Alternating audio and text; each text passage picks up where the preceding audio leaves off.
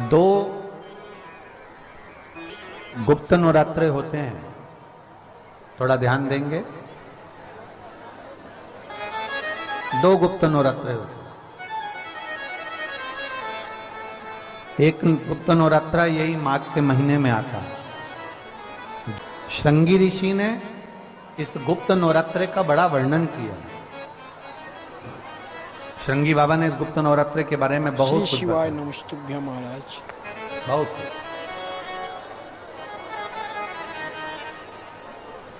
श्रृंगी बाबा गुप्त नवरात्रे के लिए कहते हैं कि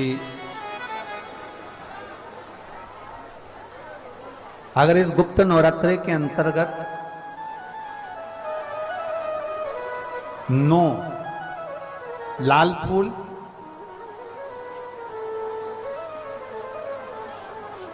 और 5 श्वेत पुष्प, ये दोनों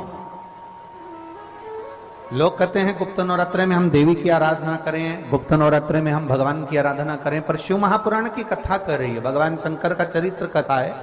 अगर आपने देवी भागवत का स्मरण किया हो या भगवान शिव की एक पवित्र आनंदमय कथा स्कंद पुराण के काशी खंड में अगर सुनी हो या उसमें भी नहीं पढ़ पाए हो तो श्रृंगी ऋषि के चरित्र में आता है। श्रृंगी बाबा ने वर्णन किया है कि किसी भी स्थान पर, किसी भी स्थान पर यदि हमारे घर में 2 शिवलिंग है नहीं है तो किसी अपने घर के गमले में बगीचे में 2 पार्थिव लिंग का निर्माण करें। दो पार्थिव शिवाय नमस्तुभ्यं महाराज। उसमें एक शिवजी का स्मरण करें और एक में माता पार्वती जी का स्मरण। देवादिदेव महादेव के 2 स्वरूप, 2 लिंग प्रकट कर कर एक पर 9 पुष्प लाल और एक पर श्वेत पुष्प 5 समर्पित करें, बाबा की आराधना करें, घी का दीप लगाएं, पूजन करें और बाद में उन शिवलिंग को, उन पुष्पों को विसर्जन करें। किसी भी नदी में, तालाब में, बावड़ी में, अगर वहां नहीं विसर्जन कर सकते हैं तो किसी वृक्ष के नीचे उनका विसर्जन कर दें। पर ये नवरात्रे, ये जो गुप्त नवरात्रे हैं, इस माघ महीने में जो गुप्त नवरात्रे आती है इसी के अंतर्गत इसका पूजन है। एक बार हमने पहले वर्णन किया था, जिसके यहाँ संतान नहीं होती उसके लिए भी पहले इस माघ महीने में जो गुप्त नवरात्रे आते हैं उसका स्मरण कराया था। कैलाशी अविनाशी है शिव तत्व का है। आप जिस भाव से आप भगवान को रिझाते हो, भगवान उस भाव से अपने भक्तों के करीब पहुंचता है। भक्तों के यमुना जी ने पार्थिव शिवलिंग का निर्माण किया। केवल चाहे गुप्त नवरात्रे हो चाहे सर्व नवरात्रे हो, केवल देवी की आराधना कर रहे हैं और सोचें कि हम माता जी की आराधना कर रहे हैं और माता जी हम पर प्रसन्न हो। शिव महापुराण की कथा कहती है कोई सी भी नवरात्रे में अगर आप शंकर भगवान की आराधना के साथ देवी की आराधना करेंगे तो शिव महापुराण की कथा कहती है महादेव शिव और शक्ति दोनों ही कृपा जरूर करते हैं। ये निश्चित है, निश्चित है।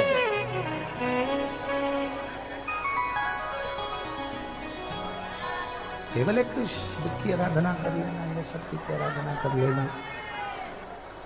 हम शिव और शक्ति की दोनों की आराधना एक साथ करें। हम शिव और शक्ति की दोनों की आराधना, दोनों की आराधना, और हम तो दिन भी मौका लग जाए कभी नवरात्रे पड़े, चाहे गुप्त नवरात्रे हो चाहे संपूर्ण विश्व को ज्ञात चैत्री और कुंवार के नवरात्रे हो, हर नवरात्रे में आप एक विशेष ध्यान रखें प्रत्येक नवरात्रे में कि हमें शंकर भगवान के शिवलिंग की पूजन करनी। और एक और बात समझ लें, दो शिवलिंग का निर्माण नहीं भी कर सकते हैं तो एक शिवलिंग का निर्माण करें और उस शिवलिंग के पास में ही एक छोटा सा मिट्टी का ढेला रखकर मां जगत जननी जगदम्बा का भी पूजन कर सकते हैं। आपको नहीं बनाना दो शिवलिंग, तो एक शिवलिंग, एक मिट्टी का थोड़ा सा।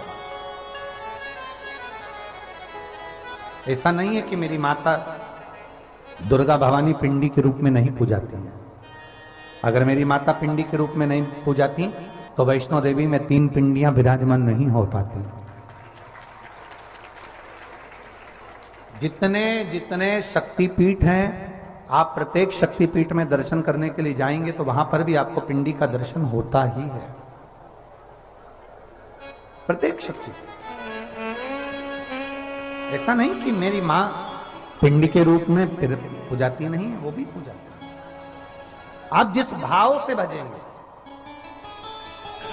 जैसे हम कहते हैं हमारे शहर में, हमारे सीहोर नगर में कुबेरेश्वर धाम कंकर शंकर की भूमि है। मतलब वहां जो गया है वो कंकर शंकर की आराधना करने के लिए गया है, कंकर शंकर की पूजन करने के लिए गया है। आपके घर में पितृदोष है, आपको ऐसा महसूस होता है, आपको लगता है, तो किसी भी नवरात्रि के पहले जो अमावस्या पड़ती है, गुप्त नवरात्रि, तो अंदाजा लगाइए। तो जिस दिन अमावस्या रहे उस दिन चावल की कटोरी में एक कपूर का टुकड़ा रख दीजिए महाराज, छोटा सा, और कपूर का टुकड़ा रखकर उस कपूर को दरवाजे के बाहर कटोरी में ही, चावल रखी हुई कटोरी में ही उसको पितरों का स्मरण कर कर जला दीजिए। शिवाय नमस्तुभ्यं। और जलाने के बाद उस चावल को कहीं भी किसी भी वृक्ष की छांव में पक्षियों के लिए डाल दीजिए। शिव महापुराण की कथा कहती है, अगर मान लो पितृ आपको कष्ट दे रहे हैं, पितृ आपको तकलीफ दे रहे हैं, कोई काम नहीं होने दे रहे हैं, या कहीं आपको ऐसा लगता है कि पितरों का दोष है, तो वो पितृ दोष देवी, अब ये जो आप करेंगे ये कब कर रहे हैं? अमावस्या के दिन आप उसको रख रहे हैं। अमावस्या के दिन उसको रखकर रात भर आपने रखा कपूर के साथ में, सुबह एकम पड़ गई, नवरात्रि लग गई, उसी दिन उसको जलाकर आपने पटक दिया। अर्थात उससे देवी और पितृ इन दोनों का आशीर्वाद जो प्राप्त होता है, तो घर में से पितृदोष समाप्त होकर लक्ष्मी की वृद्धि प्रारंभ हो जाती है, कार्य में सिद्धता आ जाती है। मान लो अगर पितृदोष है तो करो, नहीं है बड़े अलमस्ती से रहो।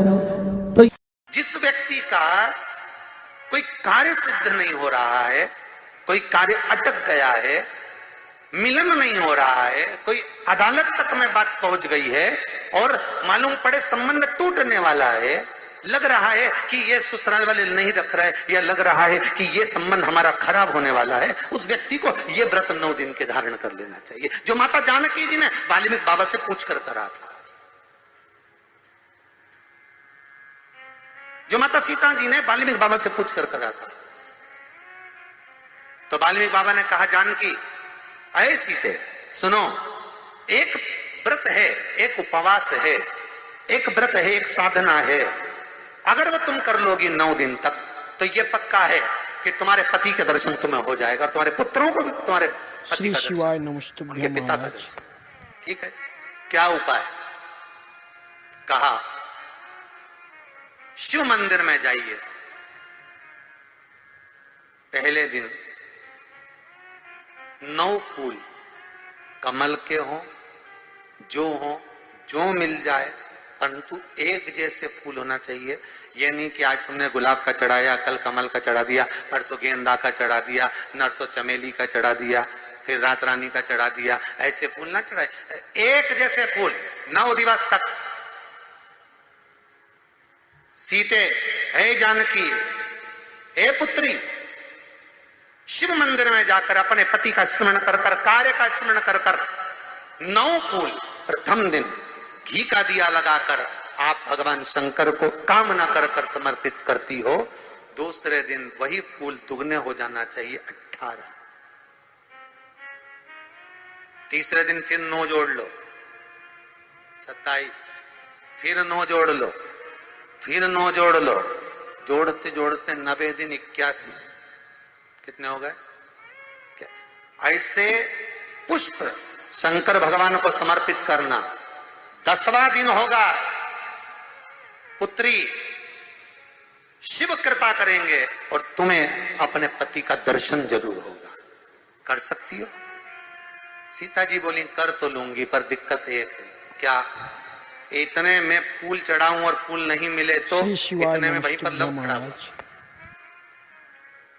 पुत्र लव खड़ा हुआ था। उसने कहा मां चिंता क्यों करती है, फूल मैं ला कर दूंगा, तू तो बस व्रत धारण कर। यही गुप्त नवरात्रि का व्रत, इसी आषाढ़ी नवरात्रि का व्रत मां जानकी ने करना प्रारंभ करा। और पुष्प लाने के लिए लव जाता। पहले 9 फूल तो आश्रम में मिल गए, दूसरे 27 फूल, 18 फूल भी आश्रम में मिल गए। धीरे धीरे धीरे धीरे जब 5 दिन हो गए, पुष्प की संख्या कम पड़ने लगी, तो लव को मालूम पड़ा कि मेरी माता को पूजन करने में दिक्कत हो रही है, पुष्प नहीं मिल रहा है। चिंता मत कर मां, अब तो कहीं से भी ला कर दूंगा तो दूंगा। और गया लव, गया।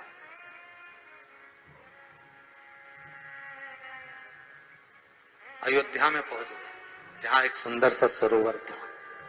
सरोवर के दरवाजे पर द्वारपाल खड़े हुए थे, अंदर नहीं जाने दिया। मुझे जाने दो, मुझे पुष्प चाहिए, मेरी माता पूजन कर रही। द्वारपालों ने पकड़ना चाहा, मना करा, नहीं माना। लव इनको पटक कर अंदर प्रवेश कर गया, फूल लेकर आया, माता को दिया। धीरे धीरे पुष्प आते रहे, चलता रहा। खबर पहुंच गई श्री राम जी महाराज के पास में कि कोई वाल्मीकि बाबा का शिष्य आता है और सरोवर के सारे कमल के फूल तोड़कर ले जाता है। बड़ा उद्दंड है, सैनिकों को मार देता है। सैनिक वो पड़े दूरों। राम जी को सूचना मिली, आज 9वां दिन था, माता जानकी इंतजार कर रही है पुष्प आए। इतने में चारों तरफ सेना को लगा दिया गया कि आज सरोवर का एक पुष्प नहीं जाना चाहिए। और लव का युद्ध प्रारंभ हो गया उस अयोध्या के सरोवर पर। अंत में सबको पटक कर लव 81 फूल लेकर पहुंचे और मां से कहा, मां आज आखिरी पूज्य महाराज जी का भजन सुनने के लिए आप हमारे चैनल को सब्सक्राइब करें। भगवान को फूल चढ़ाया। 10वें दिन सूचना आ गई वाल्मीकि बाबा के पास में, तुम्हारा कोई शिष्य है लव, बड़ा उद्दंडी है, या तो उसको लेकर आओ, नहीं तो हमारी सेना उसको पकड़ने के लिए आ रही है। और किस माता का पुत्र है उस माता को भी लेकर आना, और किस भाई का भाई है वो उसको भी लेकर आना। और गुरुदेव आपने बालक को क्या सिखाया कि वो इतनी उद्दंडता कर रहा, आप भी आना, नहीं तो हम सेना लेकर पहुंचे। वाल्मीकि बाबा ने लिखकर पहुंचा दिया, चिंता मत करो, हम पूरे ही आएंगे। वाल्मीकि बाबा को तो मालूम था व्रत पूरा हो चुका है तो दर्शन तो होना ही है, भले कैसे, पूज्य महाराज जी का भले लड़ाई से हो, विवाद से हो, पर खबर तो आ गई ना, समझौता की कड़ी तो जुड़ गई ना।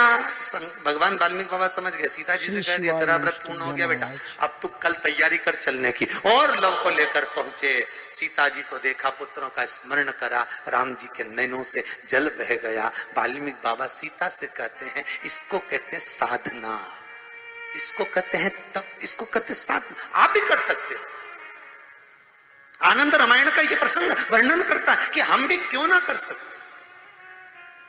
गुप्त नवरात्र चालू हो गया, गुप्त नवरात्र करो, आराधना, कुछ नहीं तो एक फूल तो शंकर को चढ़ाना चालू करो, कम से कम एक पुष्प तो चढ़ाओ।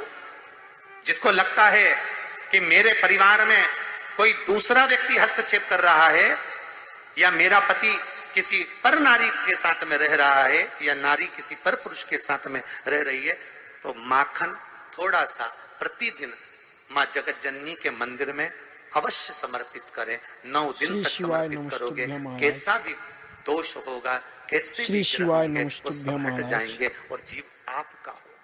ये वो नवरात्र है जिसमें प्रेम आनंद बढ़ता है, स्नेह बढ़ता है। ये वो नवरात्र,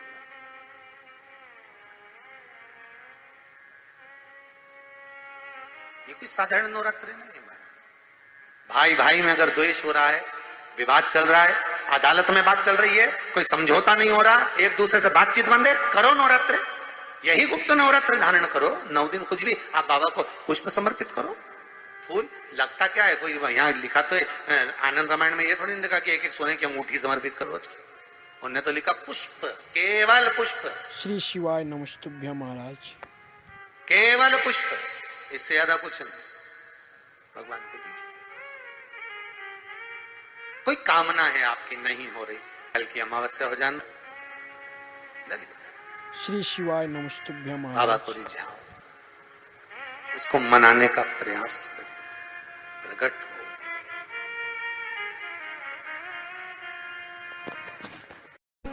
लंबी बाती का प्रमाण अलग होता है। लंबी बाती क्यों लगाई जाती है? भगवान के मंदिर में दीप में, देवियों की पूजन में, लक्ष्मी की वृद्धि के लिए। कौन से देवता के यहाँ लंबी बत्ती लगती है और कौन से देवता के यहाँ गोल बत्ती लगती है, उसका भी प्रमाण वर्णन। किसी देवी की पूजन करो तो लंबी बत्ती आती है, कुल देवता की पूजन करो तो लंबी बत्ती आती है। किसी मंदिर में किसी देवता को लगाने जाओ तो गोल बत्ती लगती है, उसका भी प्रमाण है। लंबी बत्ती जहां लगाई है, अगर लक्ष्मी के सामने लगाई है तो लक्ष्मी की लंबाई बढ़ती है, लक्ष्मी की वृद्धि बढ़ती है। अगर कुल देवता के नाम की लगाई है तो वंश की वृद्धि होती है। इसलिए हमारे यहाँ अमावस्या पूनम को जो पाटे माटे भराते हैं उसमें गोल बत्ती नहीं लंबी लगाई जाती है, जिससे हमारा वंश बढ़े। नवरात्रे में देवी जी की जो बाती लगाई जाती है वो लंबी लगाई जाती है, गोल नहीं। क्यों? क्योंकि जिससे माँ हम पर कृपा बनाकर रखे, हमारा वंश खूब बढ़े, हमारे यहाँ लक्ष्मी की वृद्धि हो। स्थिर बाती, गोल बाती लगाई जाती है ब्रह्मा के मंदिर में, इंद्र के मंदिर में, देवता के मंदिर में। तुलसी के सम्मुख में लंबी बाती नहीं लगती, तुलसी के सम्मुख में गोल बाती लगाई जाती है महाराज, जिससे स्थिरता का भाव। श्री शिवाय नमस्तुभ्यं महाराज। स्थिरता का भाव।